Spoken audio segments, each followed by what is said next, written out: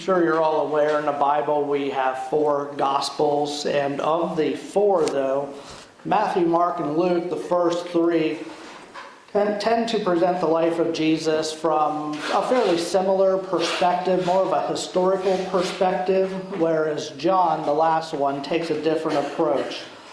And John is very significant, as they all are, but specifically John, where I've heard it said that if you are guiding a new believer in the faith, a person who's never read the Bible before, and they want to learn, first of all, who Jesus is, you might refer them to the book of John first, rather than have them read the Bible in order from cover to cover, from Genesis to Revelation.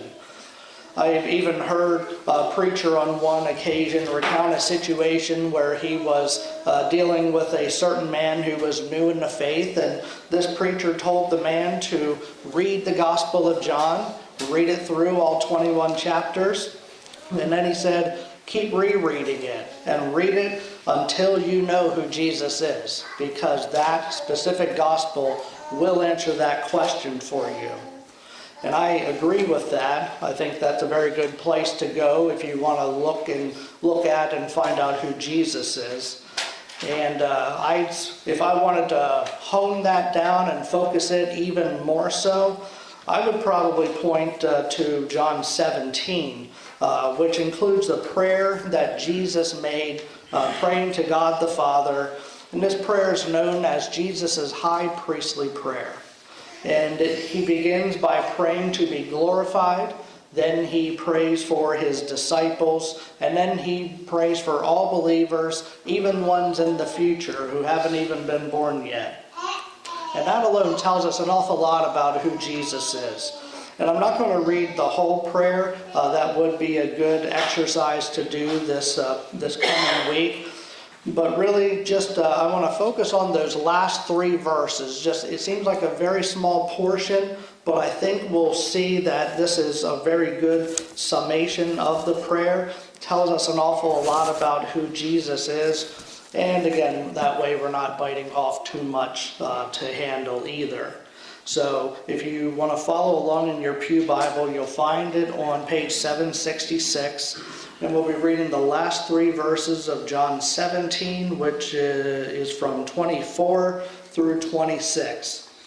And Jesus said, Father, I want those you have given to me to be with me where I am, and to see my glory, the glory you have given me, because you loved me before the creation of the world. Righteous Father, though the world does not know you, I know you, and they know that you have sent me. I have made you known to them and will continue to make you known, in order that the love you have for me may be in them, and that I myself may be in them. May the Lord's blessing be added to the reading and the hearing of his holy word.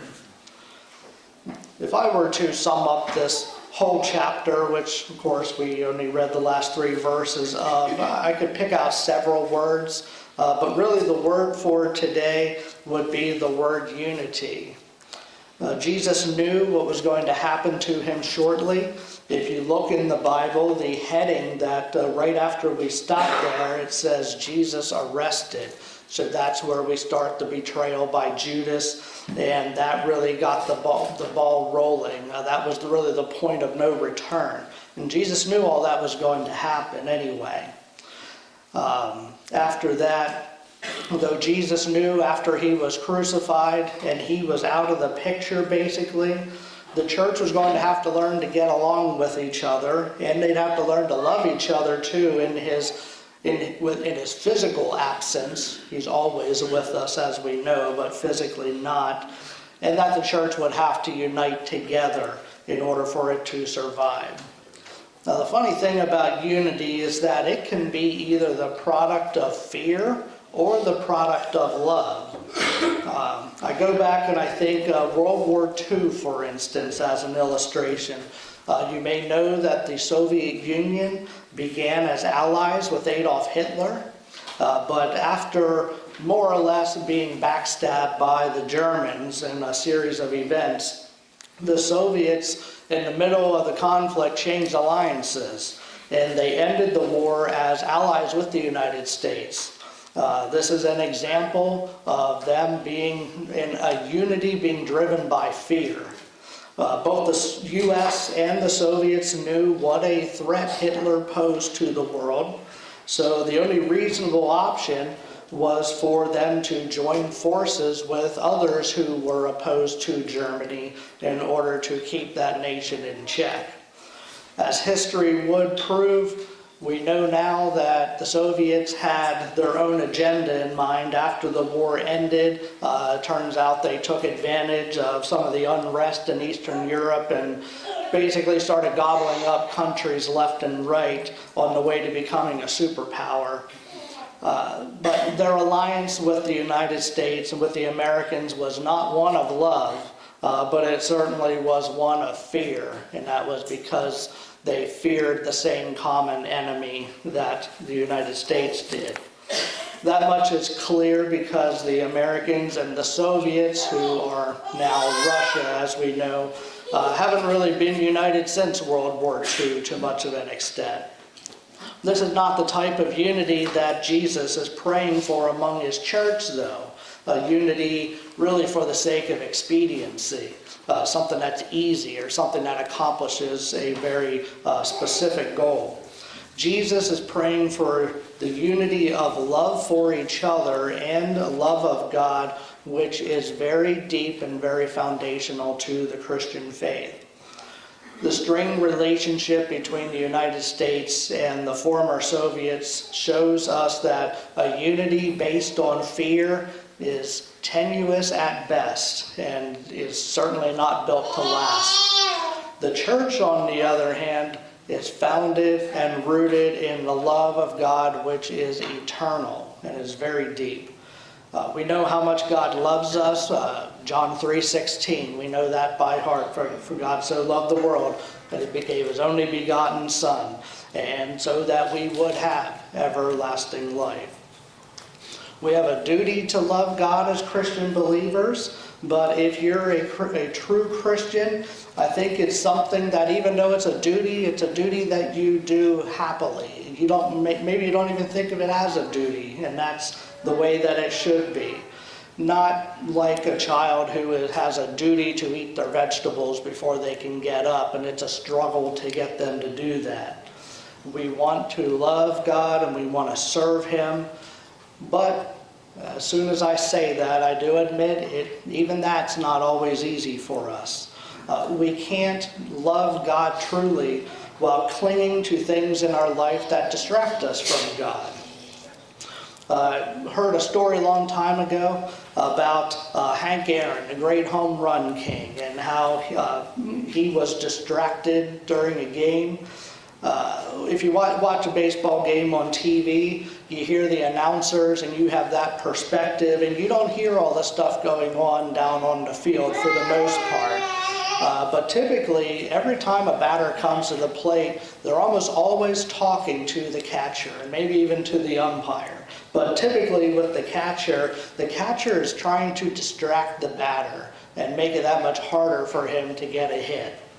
So one time the great Yankee catcher Yogi Berra was catching when Hank Aaron came to the plate, and Yogi was trying to get inside Hank's head, and he said, "Psst, Hank," he says, "you're holding the bat wrong." He says, when you hold it, you're supposed to be able to read the trademark. It should be in front of you, otherwise your bat's going to break. Well, the first pitch comes to the plate. Hank swings and he smacks a home run. And as Hank, he rounds the bases, he comes back and touches home plate. And he looks at Yogi and he says, "Yogi, I didn't come up here to read." It's a lot easier to be successful when we refuse to be distracted. And the same thing applies to Christ and the way that we are united in him. There's a lot in the world that the enemy tries to distract us with. He's always trying to keep our focus off of God. And I'm sure you're aware of the many ways that he tries to distract you. If you've been a Christian believer for any amount of time, you've experienced that stuff. So I don't have to go through all the different ways that he does that, other than to say that just don't think that he takes Sunday morning off either. If anything, the enemy gears up for Sunday morning service. He wants to focus on that hour in church or the time you spend in church. He wants to remind you of all the things you have to do this week or later on today. He wants you to start thinking about the Super Bowl tonight and about, are the commercials going to be any good? And I got to go and get my shrimp and wings beforehand, and I got to do all this stuff ahead to get ready. And is it going to be a good game? Is it going to be a pretty boring game like last year when it was 13-3? And he wants to get in your mind and distract you from keeping your focus on God. Some people have naturally shorter attention spans than others too, and that plays into it as well. I consider myself one with probably a longer attention span than most. I can sit down and do the same monotonous task for a while. It's just the way that I'm wired. I know it's a struggle for some people to sit down and balance their checkbook for 5 minutes. So we're all made different. But having said that, considering the attention span that I have, I can tell you I've been at churches that have much longer services than 1 hour in the morning, and I found it a struggle to keep my focus the whole way to the end. And again, maybe it works for some people, for others it doesn't. But the fact is, it is a struggle, constant struggle with the enemy. And again, he realizes that the Sunday morning hour there's like 168 hours in a week, he wants to focus most of his attention on that 1 hour Sunday morning, because he knows how important this is to get us ready for the coming week. He knows how important it is to experience love from your fellow congregation, to do all the things, pray for each other, sing together, just get to know each other, become a family. He knows it would be a great benefit to you to have a wonderful hour in church to start your week, and he does not want that at all. Now, if you are fortunate that the devil and his forces give you a reprieve from his attacks, and maybe you just don't notice him, or you don't feel the attacks for a while, the fact is we still aren't out of the woods, sadly, because sometimes people insist on doing their own thing than doing God's thing. There's an old saying that says you can't walk with God and hold hands with the devil at the same time. Sadly, some Christians spend their Christian journey trying to see how much they can get away with and still squeak into heaven.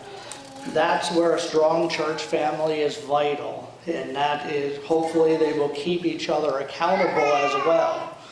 I know that nowadays it's not really in style or in vogue to tell anyone what they can or can't do or should not do, but this is a directive from the pages of Scripture.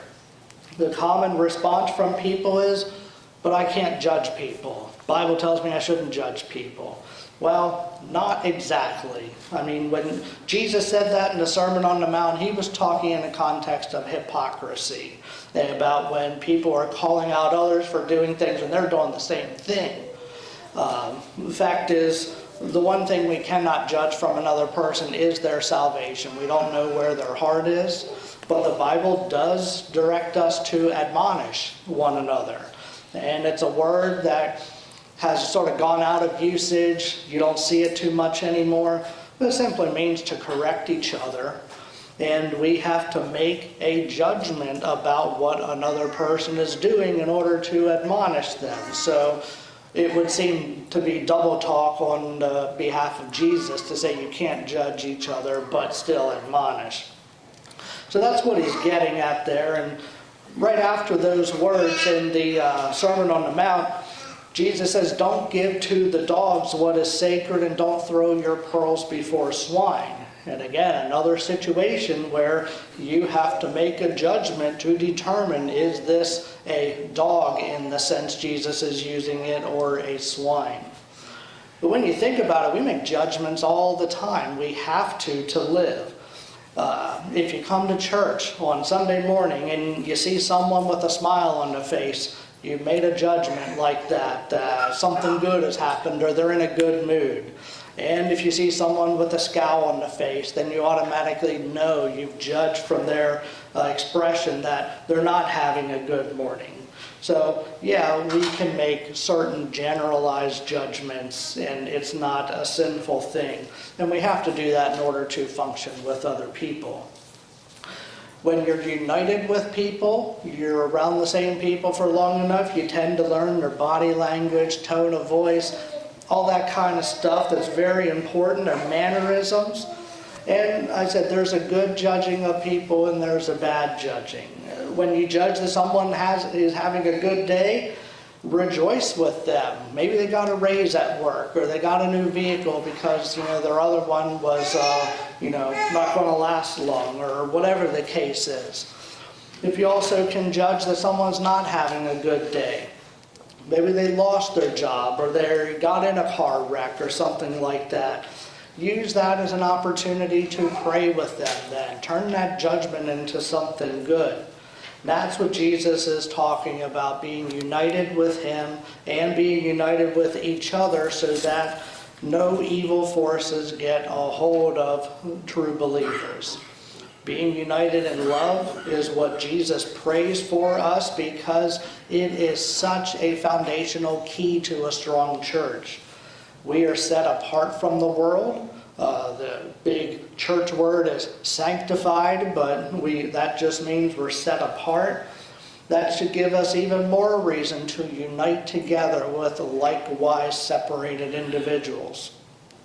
Look at the unity that Jesus speaks of in this prayer. He says, I have made you known to them and will continue to make you known, in order that the love you have for me may be in them, talking about unity here being all the same, and that I myself may be in them. Again, more unity is what he's talking about. Jesus is saying the whole Trinity, in essence, resides in all Christian believers united together. That's the unity Jesus was praying for, and it's the unity that sustains us and carries us forward to be the best Christian believers, disciples of Christ is what the words that he uses, because at that time the word Christian hadn't really been invented yet. It's the same thing as what he's talking about. But when I read this high priestly prayer, and especially the end of it, what amazes me and really is so comforting is that really Jesus took time to pray for me and to pray for you, pray for each one of us here. He prayed for believers everywhere to be with God. That's what unites us as Christians more than anything else. We automatically become united. The moment that we see Christ for who he is as the Son of God, if we are of the world, we wouldn't know God for who he is, and we wouldn't be united with anyone else. Just 4 chapters back, we didn't read it, but Jesus in John 13 gives a new commandment. He says, love one another. As I have loved you, so you must love one another. And this is very interesting whenever you really understand where he's coming from here. By this, everyone will know that you are my disciples if you love one another. It's very significant because people might think that there's a lot of different signs of being a Christian, which there are, but Jesus is focusing on one thing above all others. He doesn't say people will know you're a Christian if you go to church. People know you're a Christian if you read your Bible. People will know you're a Christian if you share Jesus with someone outside of church. He doesn't say any of those things. Not that those are bad things. We certainly should do those things. But people will know we are Christians if we love each other. And it's a shame that it seems like some churches can't even do that. But if you do that, then he's saying no one ever should be able to doubt your faith. Just because love doesn't, it's because love doesn't also mean that we don't agree on everything as well. We often disagree with people we love over a variety of things. Some are rather insignificant, like I absolutely hate eating liver. I cannot stomach it, but I love barbecue ribs. Maybe someone loves liver and hates barbecue ribs. Okay, we disagree on what we like. That's, insignificant things.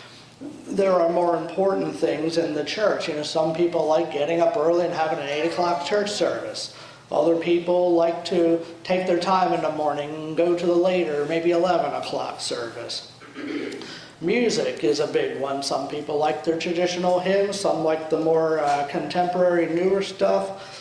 Whatever the case is, you can be sure that the enemy is paying close attention when we do disagree, because he wants to exploit that and hopefully use it to disrupt our unity.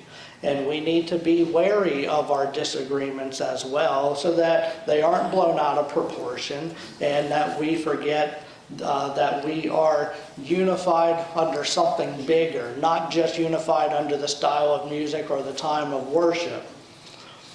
That we are united in God's love more than anything else. This love isn't even limited to this one church and those who are in this building. Our unity should extend to the church down the road and the church in the next town and the next state. Our love should even extend across denominational lines. We should love the Methodists as much as we love the Baptists and the Lutherans and the Assembly of God and the Presbyterians and, all the different denominations. I picked them out just because I know there are churches of those denominations in this county that aren't very far from here to begin with. Hopefully, too, our love can extend across international borders as well. We talked this morning about our new missionaries of the month. Recently, we had an opportunity that we could have saved some money as a church, since the missionaries we were supporting were no longer in need. So we had an option. We could have said, hey, we'll just pocket that money and use it for something else.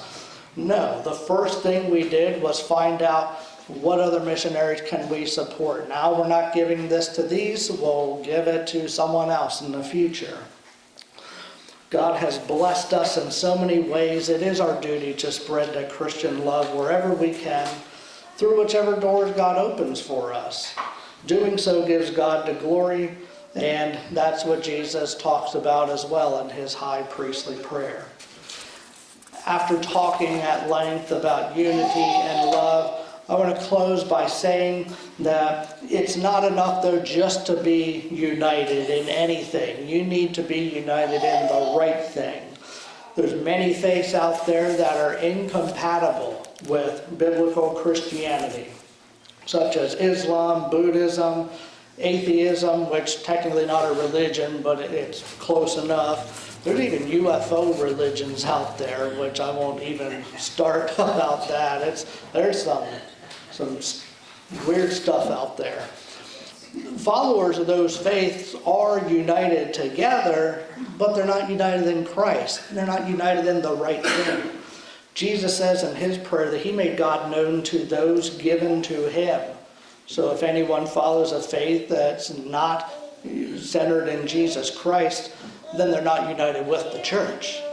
It doesn't mean we can't get along with these people and live in a civil manner. We should certainly try to do that.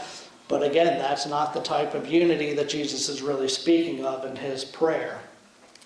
That's why things such as church membership and baptism and the Lord's Supper and the ordinances are so important. Not that membership is an ordinance, but just saying they're symbols of faith to us. You can say, I am an actual member of a church because I understand God has called me to a certain church, placed me under certain teaching and leadership and so forth, or I got baptized as an outward expression of an inward work. dying to my old way of life, brought up to new life in Christ, or I partake of the Lord's Supper as often as I'm able to, as a reminder of what Christ did for me with his broken body and shed blood and so forth. It's all about being united in God's love. And the word love nowadays is often twisted to mean something that it shouldn't mean. Now it sort of means to love me, you have to approve of my lifestyle. True love is seen in God through Jesus Christ, the one who prayed for us before he died for us, at Jesus Christ. So I'm going to leave you with the words of Jesus, and I hope you do take the time this week to meditate on these words and really think about the depths of these words and what they really mean when he says, I will continue to make you, meaning God the Father, known in order that the love you have for me may be in them, and that I myself may be in them. Let's close out with a word of prayer.